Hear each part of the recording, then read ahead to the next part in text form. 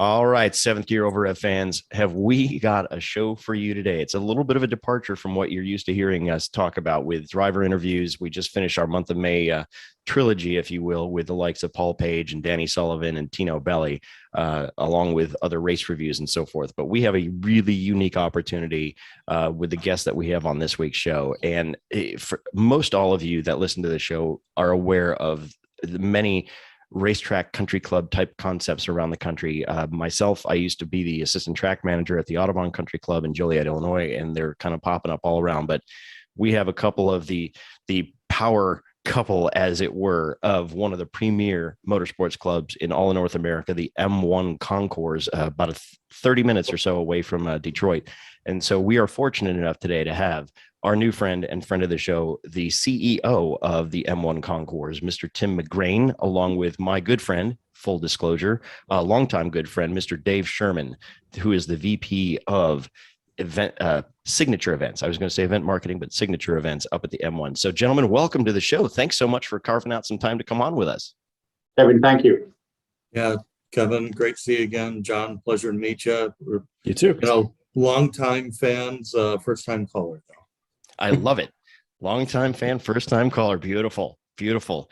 This has like Dave Matthews, or Kevin Matthews throwbacks to the show for those of you that are old enough to remember that. So, gentlemen, let's get into this. So, the M1 it opened, if I remember correctly, in like 2016, and both of you have been there for a little over a year or so now. So, I guess my first question out of the gate is, what brought you guys to the M1?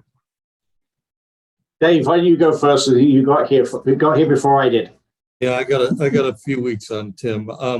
So Kev, it was a bit of happenstance. I had spent, as the better part of 30 years with AMCI, running all the different ride and drives and consumer marketing and events. COVID hits, and our event marketing world gets turned upside down.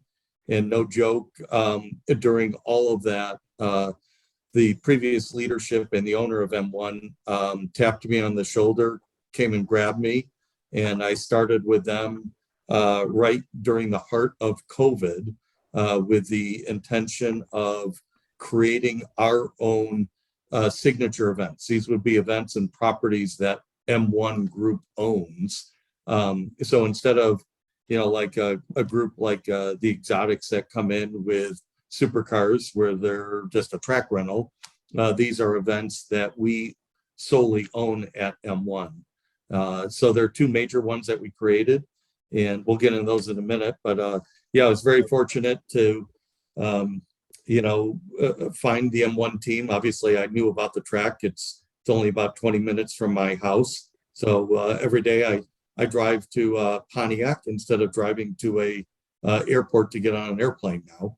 And for me personally, going to work at a premier driving circuit like this it's a dream come true. I look out, my window where my cube is, and I overlook turns 7 and 8 on our property.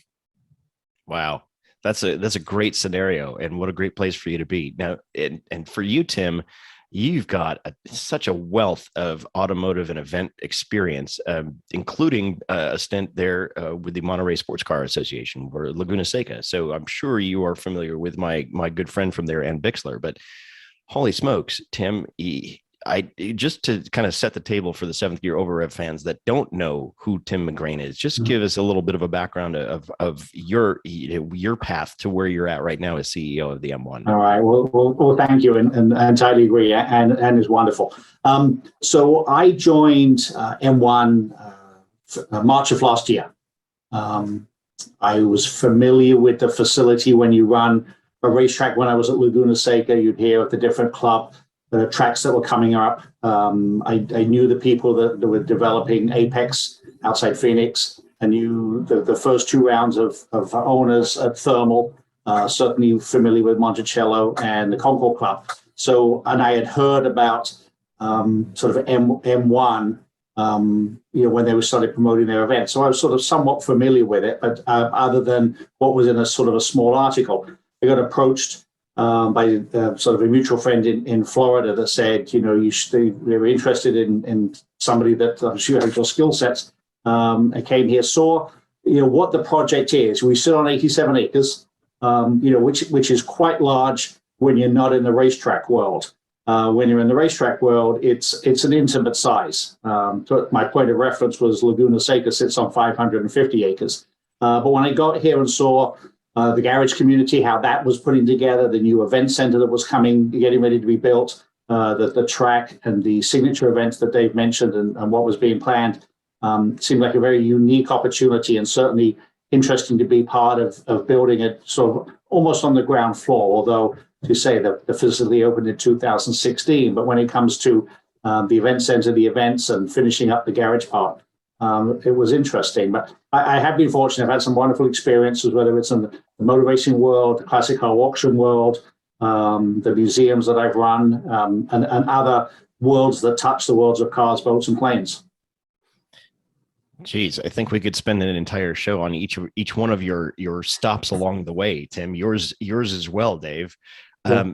In looking at like the M1 website and looking at a lot of the videos and so forth, that is a pretty incredible facility. To your point, Tim, kind of jammed into a much smaller footprint than what you had at Laguna Seca. But being that you're that close to, the center of the North American automotive manufacturing world, it seems to me that there's been a fair amount of support from all of those manufacturers, not just from sponsorship types of opportunities there at the track, but also in terms of some of those signature events, which I don't want to get too far into now because I want you guys to tell a little bit more about those. But you have your regular cars and coffee during the season, and you get a lot of guest speakers, and you've had some great ones. I mean, you've had the General Motors CEO, you've had, I think, Brock Yates come out. You've got Lynn St. James scheduled to come out. You've got Jay from Pixar coming out later this year.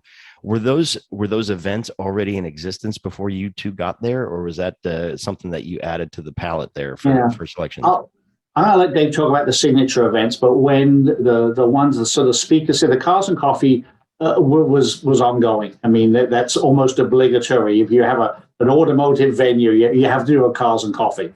I had started one when I was at the Black Hawk Museum that became very successful. Obviously, on the West Coast, you could sort of do them year round. There was one going here, like the rest of the world, everything shut down during COVID. And when it came back, we wanted to make sure that we sort of just, did it slightly more. So, this year they have a theme. Each month is focused on a particular mark or brand. We added the speaker series this year. That was brand new. Again, I was fortunate enough to run a successful series like that when I was at the Black Hawk Museum. So, for the first year, we sort of called a bunch of friends and said, hey, I need a favor. Can you come out? And we've been very fortunate to have some of the people we have or get the people we've got for the rest of the year. I'll let Dave sort of lead into the birth of the signature series, signature events, and how they came about and started last year. Yeah, thanks, Tim. So these have been pretty unique, Kevin and John. One of the things that we had a desire within the M1 group was to wrap our arms around, Southeast Michigan, the Great Lakes, and to create two very distinct experiences to really embrace the automotive community and car culture as a whole. So the first one, which is kind of a no-brainer for us, is to create something that is focused in and around Dream Cruise Weekend. So I'm sure a lot of your listeners know about the Woodward Dream Cruise. It's been running, 20 some odd years. Absolutely.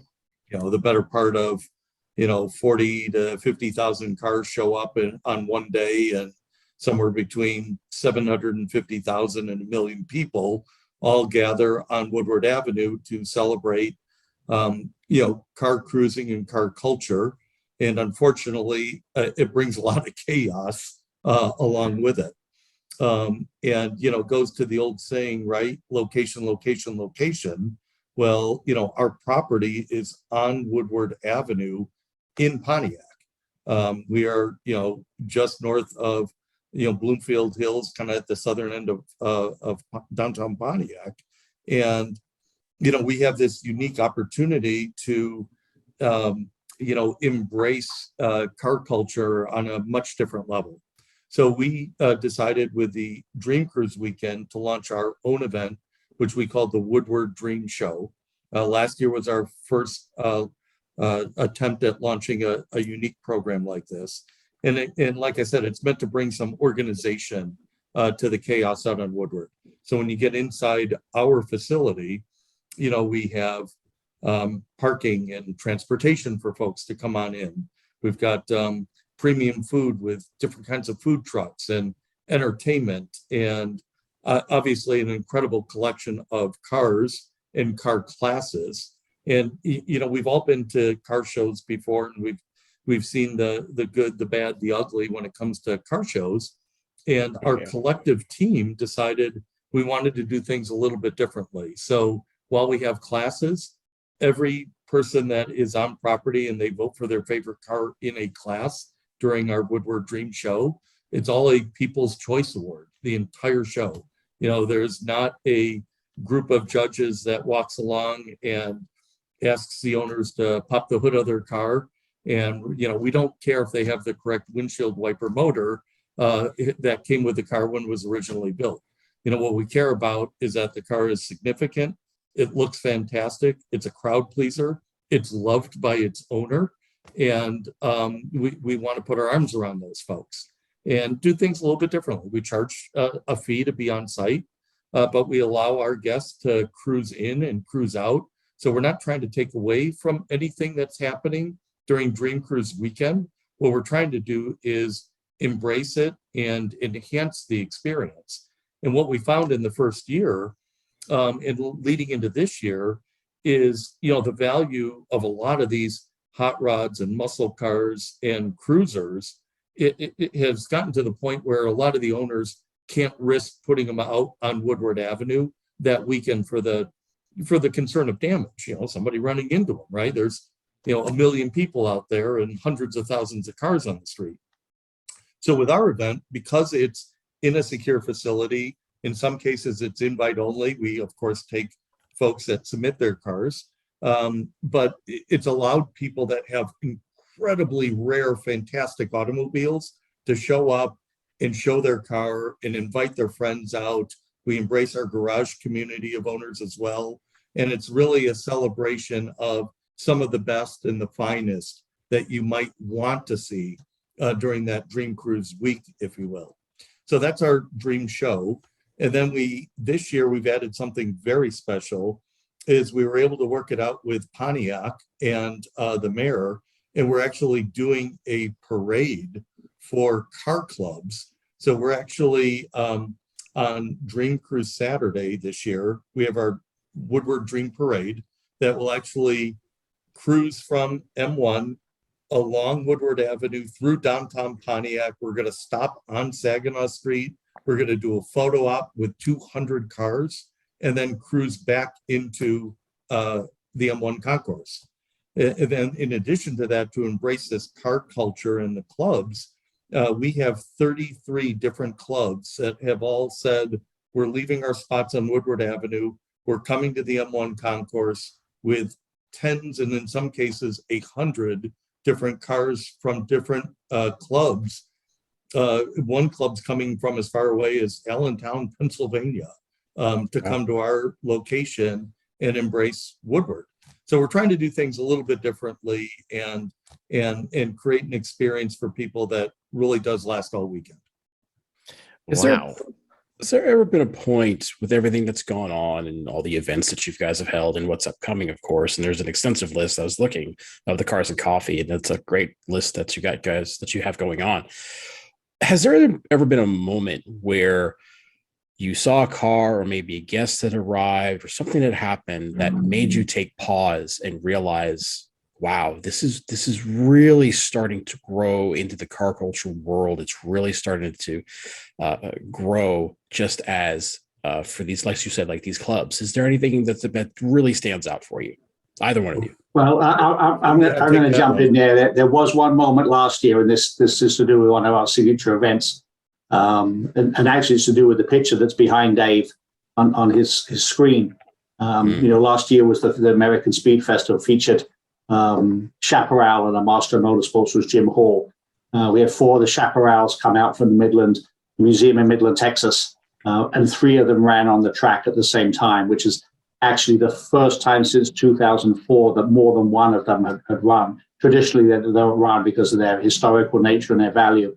But the first time the 3 cars came around, and specifically those 2 high wing cars, that was almost one of those special moments, and more so because we were able to do it at M1. Right. Dave and I were actually having a chat about that before everybody got on. And I think the other car that was there was the 76 winner, no, 80 winner with Johnny Rutherford, that yellow Pennzoil, the yellow submarine, right? I think that was the other. That's right. Yeah. There was the Indy car. And then the third car was Jim's USRRC championship winning car. And Wow. those 2 high wing cars, the open car and the closed car, that was sort of a magical moment. Yeah, in fact, John, I was just telling Kevin that I made sure to actually go up and touch the fender of each one of the 4 cars. When I would probably do the same thing. Just say I did it. I know it's verboten and you're not supposed to do it, but I figured, you know what, I'll ask for forgiveness later. Right. As long as you're not scratching it or doing something else, it's like, Yeah. I gotta lay my hands on that piece. Well, I did try to, maybe tried to bite the high wing car just for a second, but I stopped myself. I mean, look, when are you going to find yourself next to these cars ever again, possibly in that sort of setting? So I don't blame you for that at all. Yeah, there was that was a very special moment. You know, like we've had for both shows some ultra rare, you know, very significant cars that normally you see behind guardrails and fence lines and tens of barriers, and you're 10 feet away, not 10 inches away. And the thing that we actually did to make the events different is that when somebody buys a ticket and they're on site with us, your ticket gets you basically anywhere, within the event experience. So like all of our guests could walk through the racer's paddock and talk to Jim Hall Jr. or Bobby Rahal showing his Gurney Eagle, or, the guys that came in from Team Stradale out of Chicago that brought a 91730, a birdcage Maserati, or Craig Bennett coming from RM Motorsports that happened to have, a LMP1 car there, Barrichello's F1 car. I mean, and you're getting up close to them like you've never seen them before. So it's really special. And that happened too with Dream Cruise. We had the Silver Bullet there, that was a dominating force in the 60s on Woodward Avenue. And that car's sitting there, in all of its glory for people to walk up to and talk to the owners and relive the memories of all of these cars. That's amazing. Now, speaking of the chaparrals there, guys, and I know, Dave, I think you had mentioned this in one of our previous conversations. You guys have been able to celebrate different marks in your time there, whether it be the chaparrals or I believe even the Ferraris and the Cobras and things like that. Any certain marks that you're planning on celebrating coming up that you can fill us in on? Yeah, there are 2 great ones. I'll take the first and I'll let Tim talk about the second one. So for Woodward Dream Cruise weekend, for our Woodward Dream Show, we're actually celebrating 3 key marks this year. So the first is, in no particular order, the 32 Ford this year, the original hot rod turns Flathead 90, Ford, right? Yep, turns 90 years old this year, the 32 Ford. So when you think about the significance of car collecting and hobbies and enthusiasm, that started it all, for sure, in all of North America, with the boys, coming back from World War II, these were the cars that were plentiful, during the 40s that they bought to, it gave the world, and everybody here in North America, transportation and their ability to go places and do things and self-expression, right? And it was affordable to build up these cars. So we're celebrating the 32 Ford, the original Deuce. We're also celebrating, this is hard to believe, the Lincoln and Zephyr brand turns 100, their centennial this year. So there's going to be all kinds of hot rod and custom Lincolns and Zephyrs, and some just incredible original cars and original hot rodded builds that are coming out of private collections that haven't seen the light of day in years. And then finally, Kevin, the Firebird turns 55 this year. So we're Wow, I celebrating definitely the feel Pontiac. old now. Yeah, I know, don't you? So those are the three marks that we're celebrating with Woodward. And, you know, while it's not necessarily maybe the most significant birthday for the Firebird, we're in Pontiac, right? And our facility was a General Motors production facility.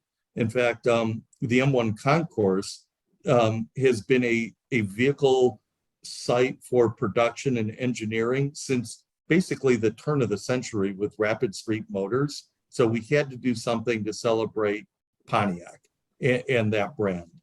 So that's why we landed on the Firebird celebrating its 55th birthday. So Tim, why don't you share with the guys what we're doing for Speed Fest? So American Speed Festival, our main focus is going to be 60 years of the Shelby brand. Shelby American was formed 60 years ago. So we're getting a cross-section of Cobras, then the sort of the Shelby era. So in the Cobra world, it will be 289s, 427s, working on one of the original Daytona Coupe Cobras. When we get into the Shelby Mustang world, you've got the 350s, 350Rs. We're also looking at other cars from Carroll's sort of, extensive sort of automotive history. We've got one of the Shelby turbine Indy cars, the one that was driven by Denny Holmes, coming out and running. Real cross-section of cars. An early one from Carroll's history, not his very first car, not the MG, but a J2 Allard that he drove very early in his career coming out.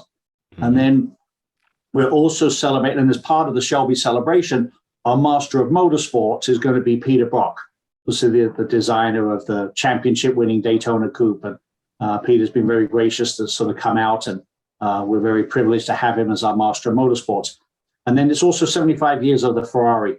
So we're doing that, with a tribute to the Ferrari mark. We're not doing any Ford versus Ferrari type thing. It's but we're looking forward to that and getting some representation of some of the early years of Ferrari race cars, and then obviously the cars from their contemporary cars and the super and exotic cars that are out there. Wow, that's quite the full plate, a very ambitious schedule, but you guys are on it, I can tell. But that actually, Tim, it leads me to my next question. You mentioned the American Speed Festival, and Dave, you and I were talking previous to today about your event that you want to mold into what your version of the Goodwood Festival of Speed is. Are we talking the same thing, the American Speed Festival? Or is there something else that we don't know about yet that's going to be that equivalent that we talked about? Well, we don't typically compare ourselves to that other event across the pond.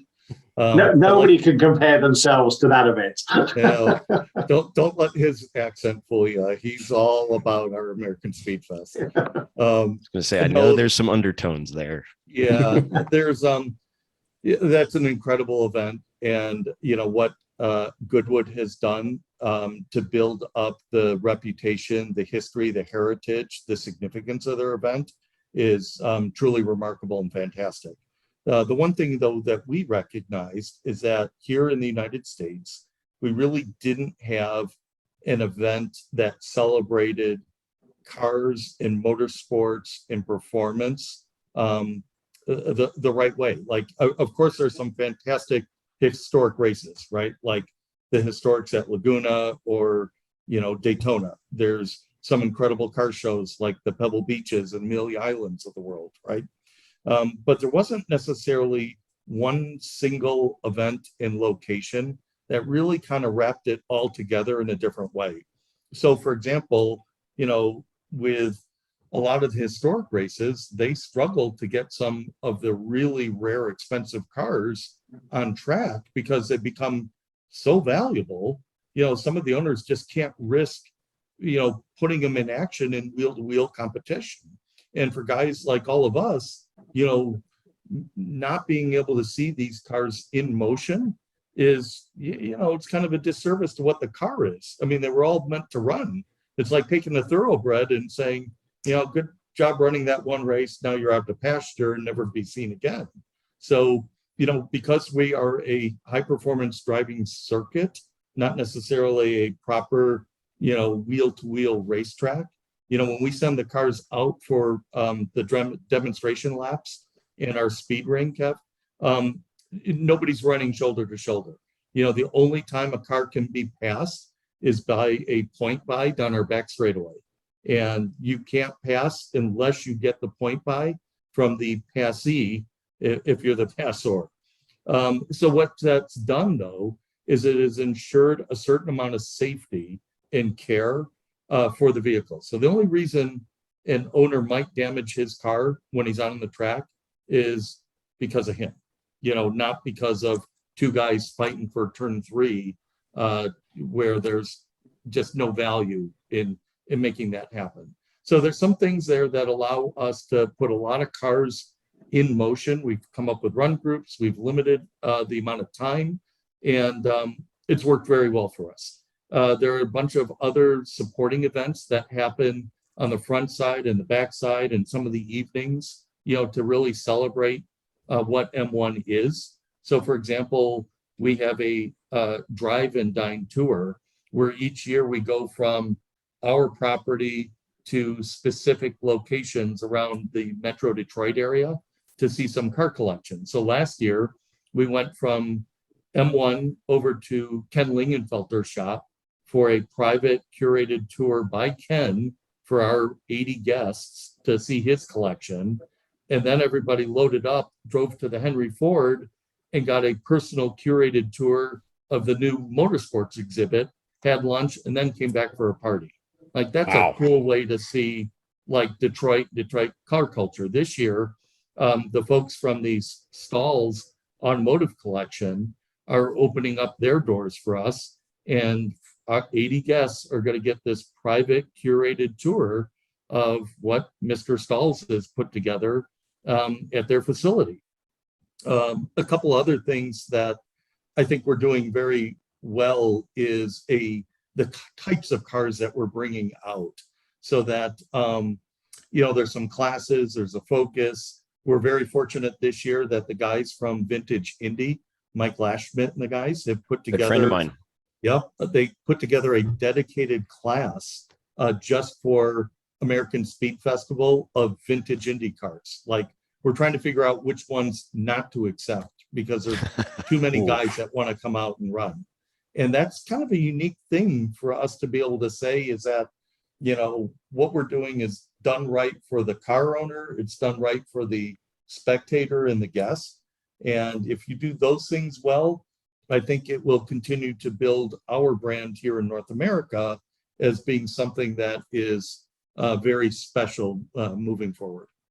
It's amazing. I just want to comment too that with these sort of events, it is amazing, especially with, and you guys will probably understand this more than anybody, with these, as you mentioned, these extraordinarily expensive vehicles, it's sort of like looking at them from a distance. Even some owners are just like, don't even look at it. I don't want you to scratch it with your eyeballs, But I think it's just a great thing that you guys have created this event. So like you were saying, you were literally 10 inches away from some of these fantastic historic vehicles that I feel like as the price of these vehicles goes up, they get further and further put away. And me personally, as a car guy, I hate that. I hate the fact that even the term garage queen is just annoying to me as a car person.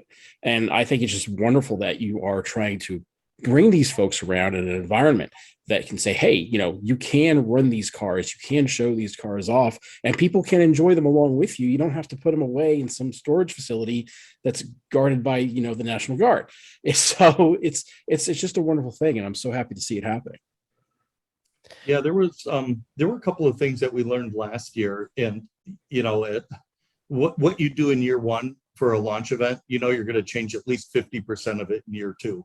And we did our, interviews with guests and attendees, our interviews with owners and car collectors and drivers. And like one of the things that most of the drivers said that competed last year was that you gave us too much track time. Wow, that's a rarity. Right? But that's how we approached it, Kevin. I'm a gearhead like you. And the more track time I can get, the better off I am. Right. There's never enough. there's never enough. And these guys were like, yeah, okay, that's too much. I can't, I'm done. Like I'm coming in early. Right. Right. Exactly. I'm worn out. The car's worn out. I just, enough is enough.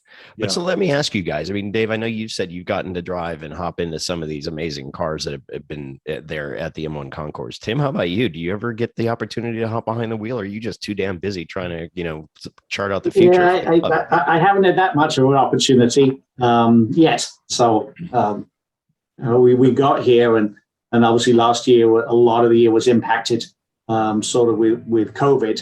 And we were still finishing up the phase 4 of the garages and the event center and getting that done. And then as soon as the event center opened, literally 5 minutes after we got the keys from the contractor, we had the Motorbella here, which was the Detroit Auto Show, the outdoor version for last year. And then we had our Speed Festival, and we had two back-to-back Motorsports Hall of Fame events here. So we have been running to sort of make sure that the business is focused here, but that opportunity will come. Absolutely. Don't let McGrane fool you. He's gotten behind the wheel of a couple of select cars out there. I sense that Tim's just holding back a little bit here on us, but that's okay. That's all right. So to what you just mentioned, Tim, with your event center, and for those of you that haven't seen the M1 Concourse, go check it out on their website. You can easily find it, M1 Concourse Club. You can easily find them on YouTube. Your facility is absolutely beautiful, and I just, Dave, as you know, I spent, several years as the assistant track manager down at the Autobahn, one of the early, kind of racetrack country club kinds of things. And Tim, you referenced the Concourse Club down in Miami. I was just there the week leading into the F1 race. I think you were actually at that F1 race, if I remember correctly. But also just knowing how many different racetrack country clubs there are out there. But Yeah. Your facility is absolutely beautiful. That event center is amazing. You've got a 40,000 square foot pavilion.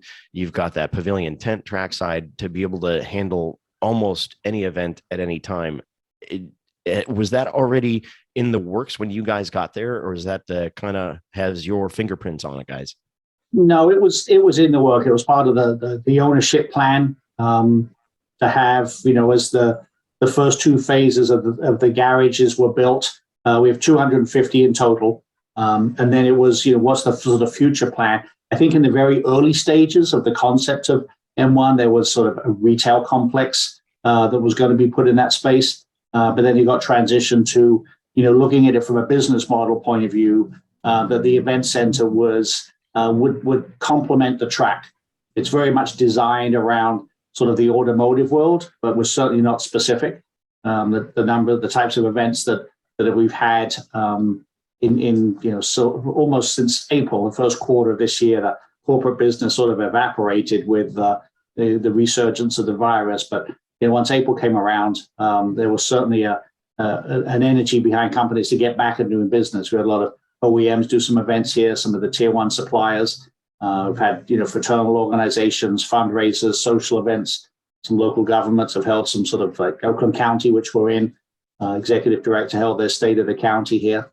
So it's what we're doing now is obviously getting the word out. And we're finding if a company comes here, we had one of the major manufacturers do an event here about 2 months ago. They've already rebooked, another big event for the fall. So because I think what happened was, when the concept first came out and when it first started, everybody came here. But you were seeing, somewhat of a work in progress. The track was built, some of the garages were built, but the rest of it was, raw dirt. It was a sort of a construction project in progress. Now, even though we've still got some areas to develop, the place has this sort of finished, ready to use look about it. And the event center was certainly the final part of that. So people are coming and seeing it again for the first time, so to speak.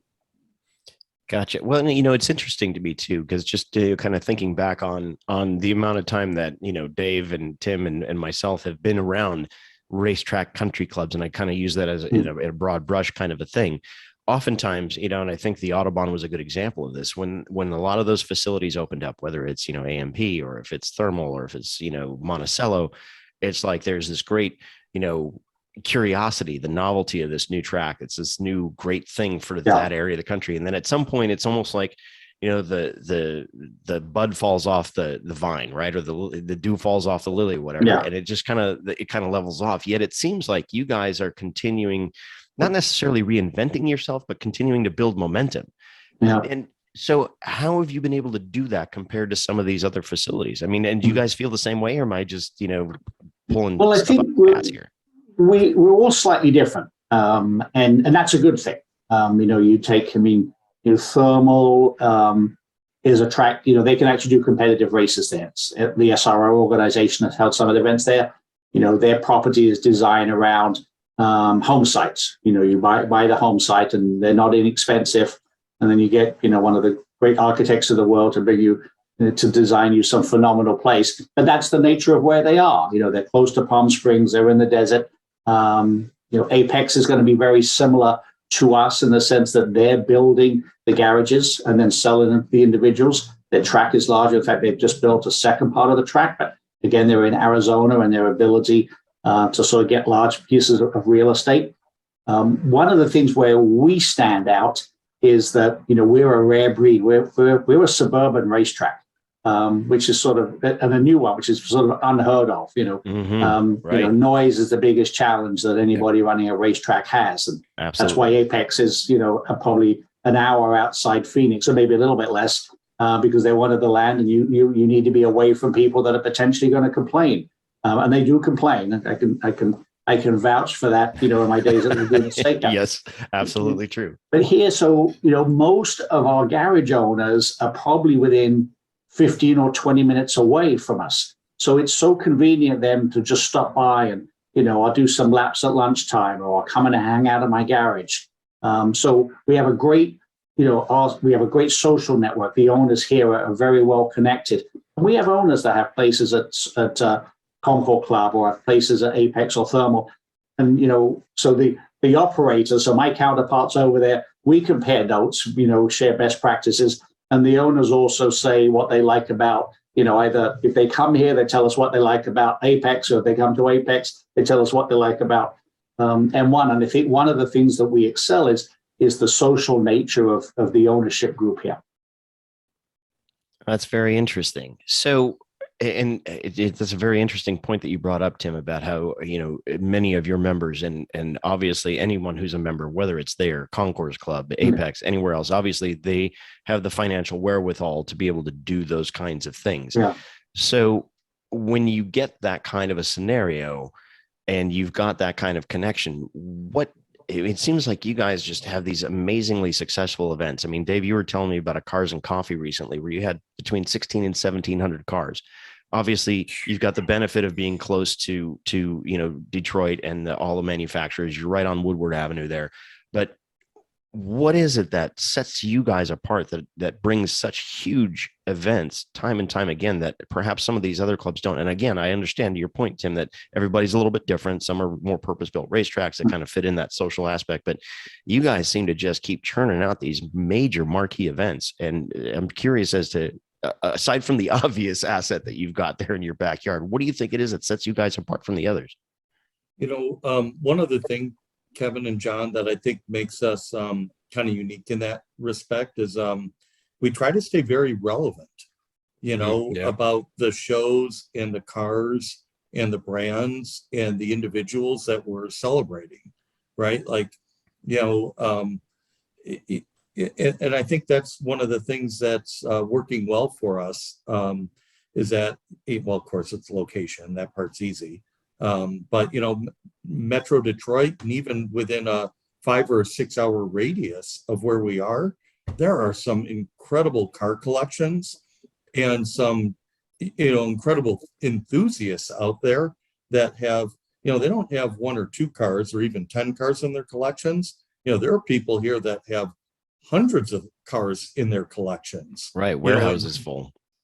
All over the place. Right. So for us to create, celebrations around brands or marks or categories of vehicles that are kind of relevant to our following, I guess it is, I think is what's helping us, be successful. The other piece is that, everybody on our staff, like you two guys, I mean, we have octane running through our veins. So, when we're you've probably seen it in some of our like YouTube interviews and some of the stuff that we have published out there online is our posts, our social work, our videos. We try to use a language that a lot of these owners and collectors and enthusiasts are drawn to. One of the other pieces, though, I think we've done a very good job with is providing, other events that involve families and spouses and kids too, so that we have a little of everything for everybody. For example, last year we had RC cars for the kids, right, to do, and it was a big hit. So now we're adding slot car tracks and even a pedal car course, for the kids, and just things to keep people engaged in different elements of entertainment and live music and great food trucks and premium bars and spirits. And we have partnerships with Maker's Mark, for example, that because they want to be a part of this stuff. So it's little things like that I think we've done a good job providing elements and experiences on site that are just appealing to a broad audience. That's very cool. That's very cool that you've stayed cognizant and constantly kind of trying to stay ahead of the game to like, to your point, stay relevant. Yeah, So, well, it's also true that a lot of events, and nothing, not to take away from anything else that goes on in the world, but some events sort of get stuck in a rut. They sort of every weekend you sort of see the same car or you see the same group of guys, and they never really transition or evolve into anything else other than what their sort of niche is, and they may find a little bit of success with they're comfortable with.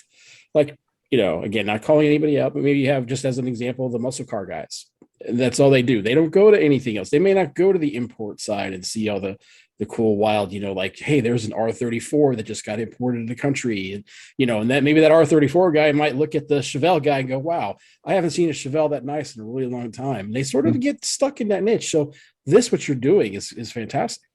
Yeah, I appreciate you saying that, John, because that actually is shown itself with like the voting system that we use. So Yes. Everybody that wins their class, they won their class because their peers, everybody else there, voted for it. And it's geofenced and it's a microsite. You use your phone and a QR code to scan that code for that car, and it's that class, and you cast your vote.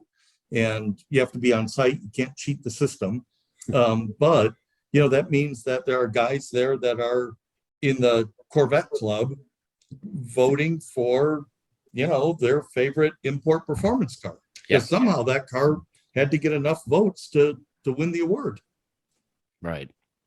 No, that makes perfect sense.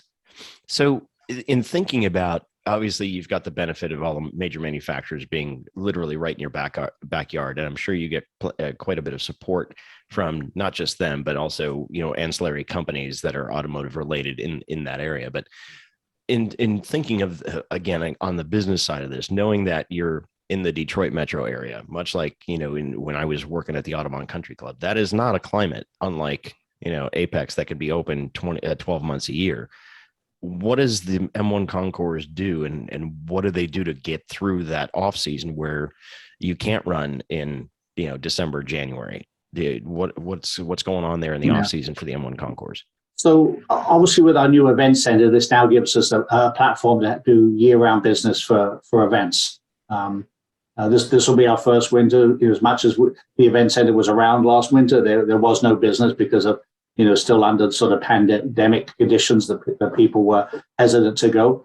So we're working on that. And another thing we're looking to explore is how can we build an off-road driving experience track somewhere on property. Because obviously in the winter months, we can use it all year round. But most of the OEMs out there are looking to sell trucks and SUVs.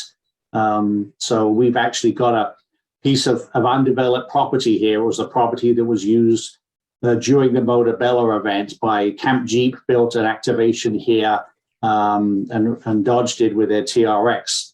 And that's something where we've allowed sort of OEMs to come in and do small off-road driving experiences. But I think that's what we're going to look at to come up with business during the winter months.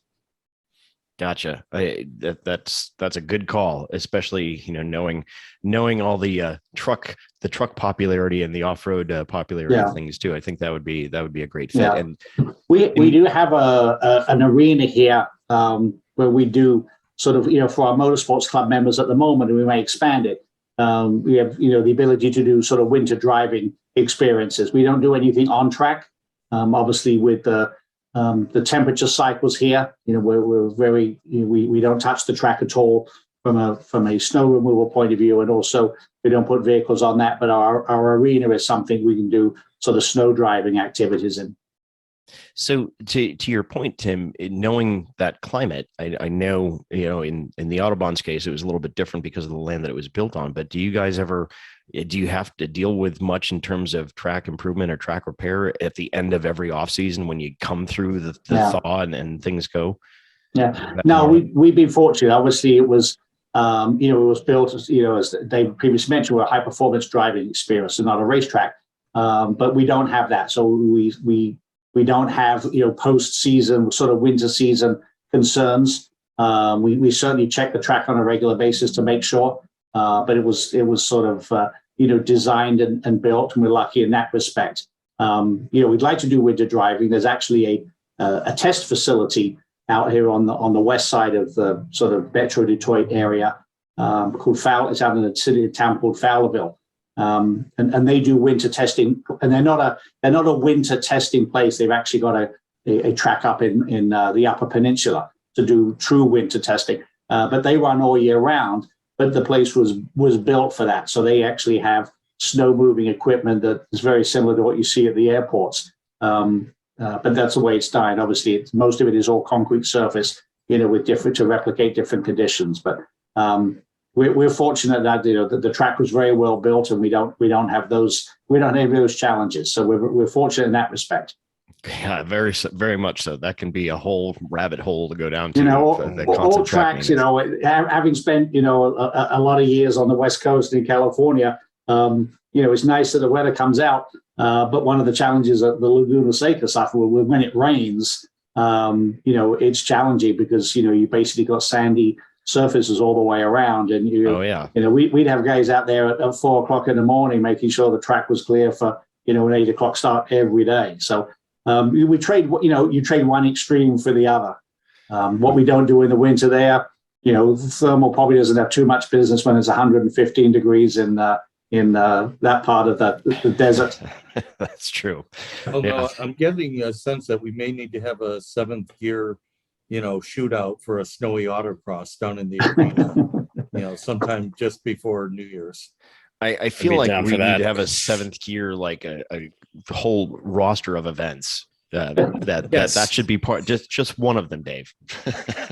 Listen, the merchandise, that's where it's at. Think of the merch sales. That's right. Exactly. So when you have these events go on, say somebody is new, this is the first time they've ever visited the M1, and they see maybe a Cars and Coffee or whatever else it may be, what is the main thing you want somebody to take away from the event when they leave and to discuss with the people? Let's say the water tank talk the next morning. What is it that you want them to say?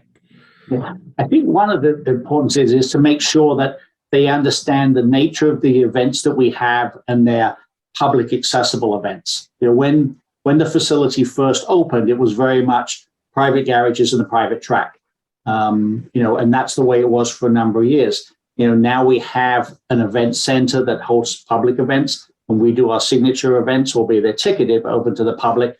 Because I think there's still a number of people out there that have the perception that we are sort of a private facility. We've still got sort of the private identity to us, but now we've got sort of almost a dual identity. So, to make sure that they understand that we have the Woodward Dream Show, we have the American Speed Festival, we do what we call Cars Under the Stars, a fireworks spectacular, always leading into sort of July 4th weekend. And we've added something sort of, I won't say completely new, but it's not a horsepower related event. We've had what we're going to call M1 Cycling Classic. So we've actually added a cycle event to our calendar this year. We Michigan Bike Racing Association came to us expressing an interest. They had done a one-day event here a number of years ago. So we've actually collaborated with an event that happens downtown on the Saturday with the Detroit Athletic Club. And then we're doing our event on the Sunday. So they're doing a road race and we do what's called a criteria. So again, we're expanding the different reasons and the different ways people see M1. But certainly very much our core competency is all about the automobile and motorsports. Right on. Right on. All right, fellas, I know we're starting to come close to a hard stop there for you, Dave. And so I don't want to necessarily take up a whole ton of your time, but let's start to kind of maybe think about throwing the white flag on this episode here. And we would love to have you guys back to talk further. Maybe we can come up to your place and do a show from up there. Okay. But anytime. We'd love to have you guys out. One question that I have for you, and with all of the phenomenal cars that you guys have seen and touched and breathed on at the M1, not over the course of your careers, but is there a personal favorite of each of yours that you've seen in your time at the M1 that just stands out in your mind, that really sticks out, that you perhaps, I know it's like if you've got kids, it's like you got to say the first among equals, right? It's like I love you all equally, but I kind of love you a little bit more. So what would one example for each of you guys be? Dave, you go first. Ooh. That's a tough one, isn't it? I was going to ask that, so I'm glad you did, Kevin. It's a tough one. I got to think right now, Kevin, it's last year at the Speed Festival, I was given the opportunity to drive Ken Lingenfelter's Zora Duntov Corvette Mule, the original Corvette that first got a V8 engine dropped into the hood before any Corvette had ever seen a V8 engine. Right, because they were all that Blue Flame That's 6 crazy. up to that point. Exactly it. So I was fortunate enough that Ken got stuck at a prior commitment for Northwood University, and he called me literally 5 minutes before he was supposed to be on track and said, "I'm not going to make it for today, Dave. The keys are tucked underneath the seat. You run the car." Oh, And, darn. yeah, I literally dropped everything, my radio, my cell phone, sprinted across the parking lot, grabbed my helmet, jumped in. Kids, your graduation ceremony is going to have to wait. Yeah, and McGrane's looking at me like, "What in the hell are you doing?"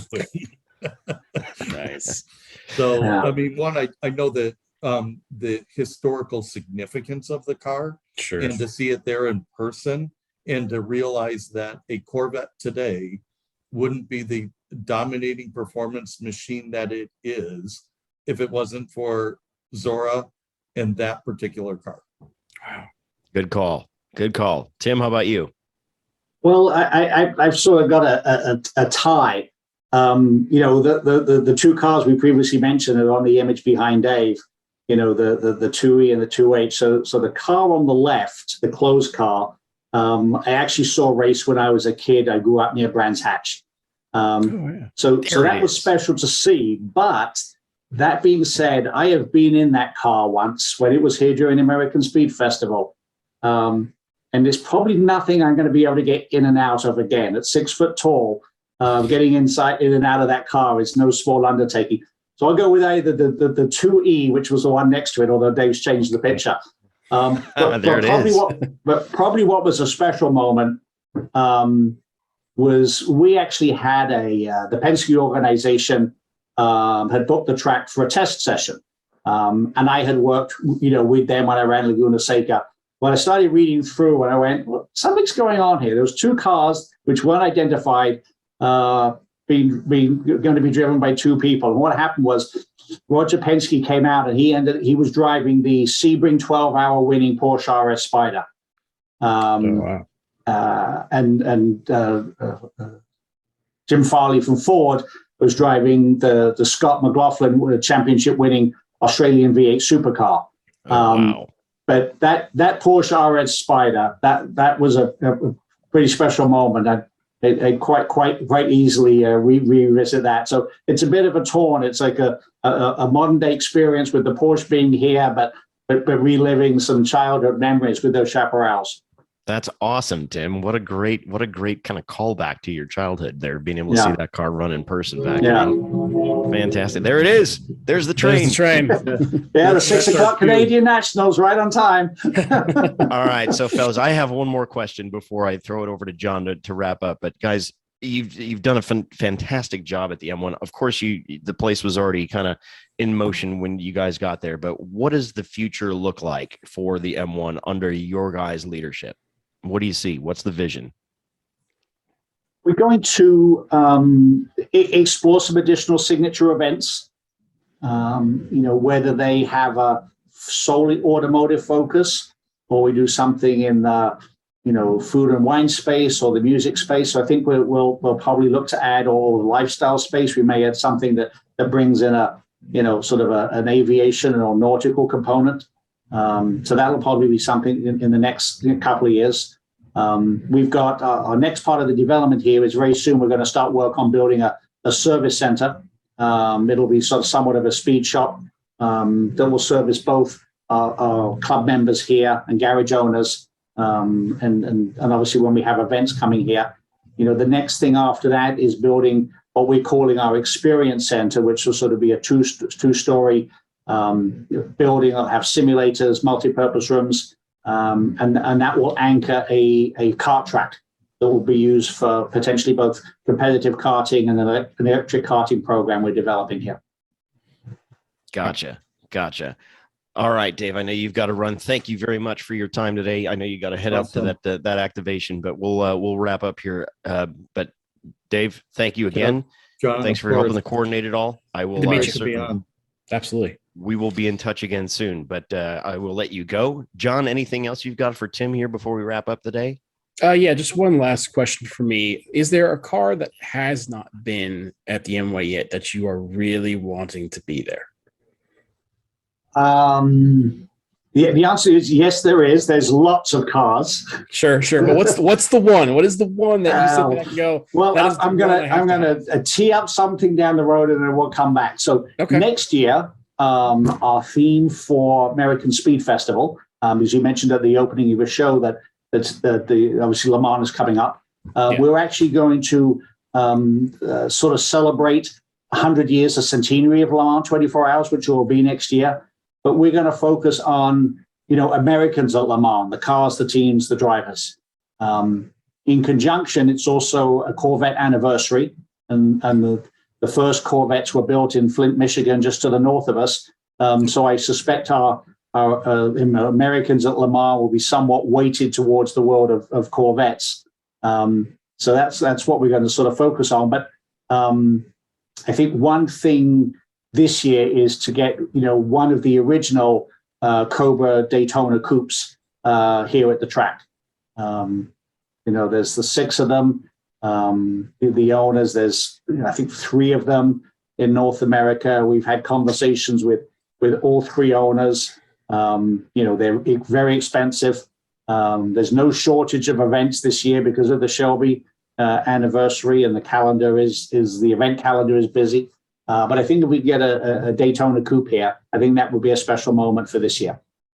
To me, it's one of the most beautiful cars in history. I just absolutely love the way the car is designed. It was designed so fast too, but the history of it. So, But that would be an amazing car. Yeah, and I think to have Peter here with one of those cars there would just really make it a special moment, for us and hopefully for him. I attended the Goodwood revival when it was the Shelby anniversary there, and Peter was there, and of course, being Goodwood, they were able to motivate all six of the cars to be there. That's a special moment. But I think having the coupe here, having having Peter here, having the Data coupe here, and it being in Detroit, in Motor City as well, I think that's important.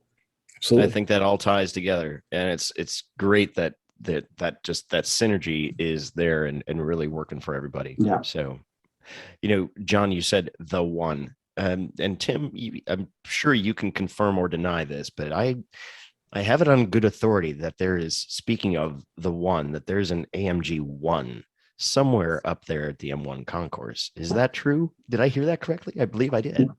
Don't tease me like that. Don't do that. That's not nice. Oh, I will say that if I had to choose one car for next year, as much as I said, be sort of Corvette weighted, probably, my sort of favorite car of all time.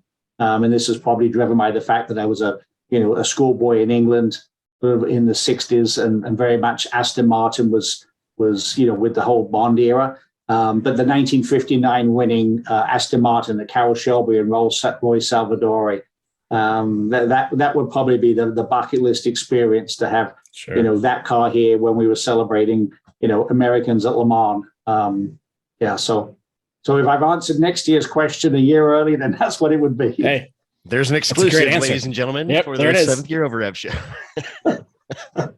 So, Tim, is there anything that we haven't covered that you'd like to talk about here before we let you go? No, certainly appreciate the opportunity. It's what we think it's important for us. And obviously we're running, sort of a business here, and we have to, some of the, it would be nice for, us to do, try to be all things to all people. But it's important for us to, bring some of these historical cars out to sort of pass that passion on to next generation. I think it's important for us collectively that have been in the car world for a while, to continue that, down through generations. And, you never know when you're going to like something. I was very fortunate that I got to like cars at a very early age, but I have some friends now that, they were sort of in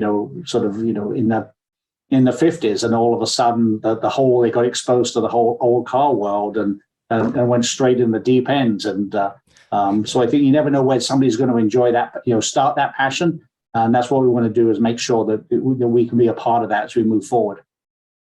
Perfect. That's a perfect way to leave it there for this particular episode. But John, anything that I've forgotten? No, I just want to say thank you so much for being on. It was really great to meet you, really great to talk to you, and hopefully we will get to meet each other in person and have some fun up there while Kevin and I maybe do a show. We look forward to welcoming you both here. We'd love to do it. We will be in touch to make that happen. So, all right, 7th Gear Over Rev fans, on behalf of my co-host, John McGrath, we want to thank profusely. It has been a great privilege and an honor to speak with the CEO of the M1 Concourse, Mr. Tim McGrane, as well as the VP of Signature Events, Mr. Dave Sherman. So, gentlemen, Tim, thank you so much. We look forward to seeing you in person, as well as speaking with you again very, very soon. Thanks so much. Kevin, John, thank you. You got it. Thank you. All right.